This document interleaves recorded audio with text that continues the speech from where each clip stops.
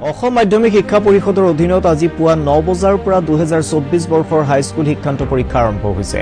কটকটীয়া নিৰাপত্তা ব্যৱস্থাৰ মাজত ৰাজ্যৰ মুঠ 913টা কেন্দ্ৰত এইবাৰ অন্তিমবাৰৰ বাবে অনুষ্ঠিত হাইস্কুল শিক্ষান্ত পৰীক্ষাত 4,25,966 গৰাকী পৰীক্ষাৰ্থী অৱতীৰ্ণ হৈছে। ইয়াৰ ভিতৰত 1,90,957 গৰাকী ছাত্ৰ আৰু 2,36,999 গৰাকী ছাত্ৰী আজি ইংৰাজী বিষয়ৰ পৰীক্ষা অনুষ্ঠিত হৈছে।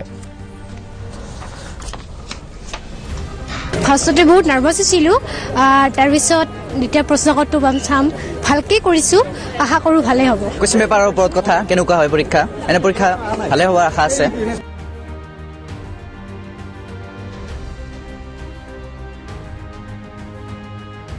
আজি আপোনালোকৰ পৰীক্ষাত কি ধৰণে চলি আছে? আজি পৰীক্ষাৰ্থী গোটেইবিলাক প্ৰস্তুতি সম্পূৰ্ণ হ'ল। এতিয়া অলপ আগত মানে সেৱাৰ ৰুলটো ফ'ল' কৰি 8:30 OMRটো ছাত্ৰ ছাত্ৰীৰ কাৰণে ডিষ্ট্ৰিবিউশ্যন হৈ গ'ল। 8:30 OMR ডিষ্ট্ৰিবিউশ্যন হ'ল, 8:40 ব্লেংক আনচাৰ শ্বীট ডিষ্ট্ৰিবিউশ্যন হ'ল, 8:55 এতিয়া হৈ যোৱাৰ টাইম কুৱেশ্যন ডিষ্ট্ৰিবিউশ্যন হ'ব। 9টাৰ পৰা এক্সাম ষ্টাৰ্ট হ'ব। আমাৰ 3টা ছাব চেণ্টাৰটো আছে, কলিংগঞ্জ হাই স্কুল, শ্যামসুন্দৰ বিদ্যা মন্দিৰ আৰু বেবীলেণ্ড ইংলিছ মিডিয়াম স্কুল। আমাৰ আণ্ডাৰত 1,208 ষ্টুডেণ্ট এপিয়াৰ্ড হ'ব। এতিয়া ষ্টুডেণ্টৰ কাৰণে, ছাত্ৰ ছাত্ৰীৰ কাৰণে, আমাৰ ল'ৰা ছোৱালীৰ কাৰণে বেষ্ট হৈছে। এনে কোনো ডিষ্টাৰ্বেঞ্চ নাই, এতিয়াতো কোনো ডিষ্টাৰ্বেঞ্চটো ফেচ কৰা নাই। আমাৰ চেণ্টাৰটো এটা নাম আছে, এভৰি ইয়াৰ এই চেণ্টাৰটো কোনো প্ৰব্লেমটো নহয়। মই আশা ৰাখিছোঁ এইবাৰৰ প্ৰব্লেম কোনো এৰাইজটো নকৰিব।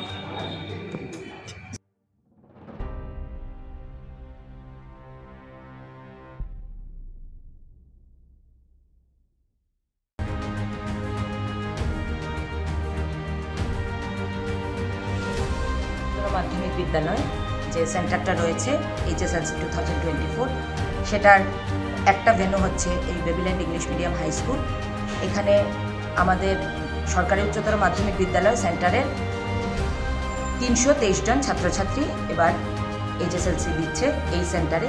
পরীক্ষা ঠিক সময় মতো শুরু হয়েছে, সুষ্ঠুভাবে চলবে আশা করছি। বাকি আরও রয়েছে 6-7টা পরীক্ষা। এখানে এই সেন্টারে আমাদের গভর্নমেন্ট স্কুলের সেন্টারের সর্বমোট 1208 জন পরীক্ষা দিচ্ছে এই বছর।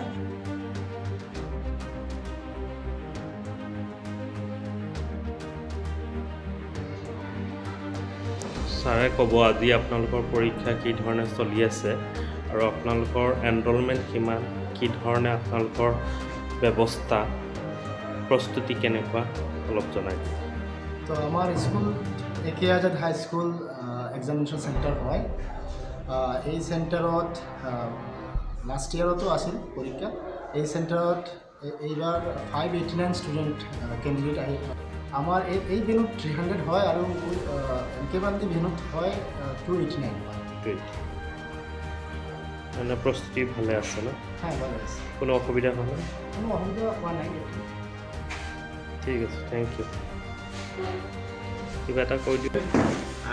আমাদের তো পুরানো অভিজ্ঞতাও রয়েছে এবং আমাদের যে সমস্ত ইঞ্জিনিয়ার আছেন তারাও অভিজ্ঞতা সম্পন্ন, এবং আমি আশা করি আমাদের পরীক্ষা অত্যন্ত সুন্দর এবং সুষ্ঠুভাবে সম্পন্ন হবে।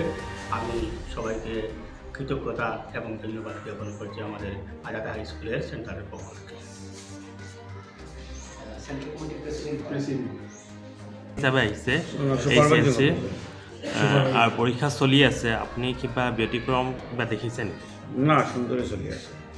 আপুনি মন্তব্য কিবা কৰিবনে? না, মইতো একে হাজাৰ এতিয়া আছোঁ। মই 30 to 35 মিনিটছ MK গান্ধীত আছিলোঁ, তাতো ভাল চলি আছে, কিবা কোনো প্ৰব্লেম নাই।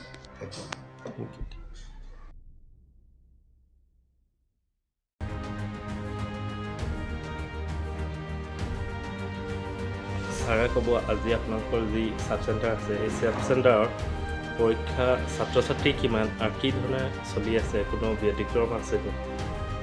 আমাৰ ইয়াতে মানে এইটো ছাব চেণ্টাৰ নহয়, এইটো হয় ভেনু আৰু ছাব চেণ্টাৰ মাজত অলপ ডিফাৰেঞ্চ আছে। এই আমাৰ ভেনুত আজি চলি আছে 289 ষ্টুডেণ্ট আছে আৰু ভালেকৈ চলি আছে একদম চাইলেণ্টলি। ছাৰে ক'ব আপোনালোকৰ আজি পৰিৱেশটো কেনেকুৱা?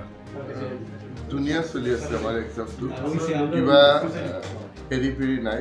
পুলিচ প্ৰশাসন ইয়াতে আছে, 5জনমান পুলিচৰ মানুহ তাতে আছে, একদম গেটৰ পৰা বাৰাণ্ডাৰ পৰা লগাই আছে। আৰু আমাৰ প্ৰতিটা ৰুমতো ইনভিজিলেটাৰবিলাকে খুব চিনচিয়াৰলি ডিউটি চলাই আছে, কোনো প্ৰব্লেম নাই। আৰু SO আছে তাতে, কৃপাসিন্ধু দাস SO আছিলে, তেওঁ ধুনীয়াকৈ ডিউটি দি আছে, পুৰা ৰুমবিলাক তেওঁ চাই আছে, কোনো প্ৰব্লেম নাই। আৰু আমাৰ চেণ্টাৰৰ পৰা অফিচাৰ ইনচাৰ্জ সম্পদ তেওৱাৰী ছাৰ আৰু চেণ্টাৰ কমিটিৰ প্ৰেচিডেণ্ট জনাব ছাইদুৰ ৰহমান চৌধুৰী ছাৰ, তেওঁলোকেও ভিজিট কৰিছে, তেওঁলোকেও আছে। একদম ধুনীয়া চলি আছে, মোটামুটি ধুনীয়া চলি আছে। কিবা